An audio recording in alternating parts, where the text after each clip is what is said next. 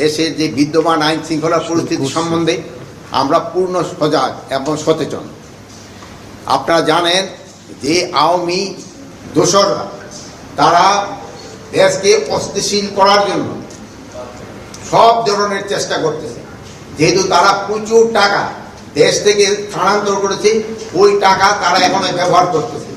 এই টাকা ব্যবহার করে দেশকে একটা অস্থিতিশীল পরিস্থিতি করার চেষ্টা করতেছে। করা হয়েছে কিছু সময় আগে ঢাকা বিশ্ববিদ্যালয় এলাকায় শিক্ষার্থীরা বিক্ষোভ মিছিল করেছেন, সমাবেশ করেছেন। তারা আগামীকাল দুপুর পর্যন্ত সময় বেঁধে দিয়েছেন আপনার পদত্যাগের জন্য। এই বিষয়টি কি আপনার নজরে এসছে? এই আমার এই পদত্যাগের ব্যাপারে আজকে তো প্রথম না, মানে তারা আমার যেই কারণে পদত্যাগ করতে বলে ওই কারণগুলি যদি আমি উন্নতি করে দিতে পারি তো তার কোনো পদত্যাগের প্রশ্ন ওঠে। তারা চাচ্ছে আইন শৃঙ্খলা পরিস্থিতি উন্নতি।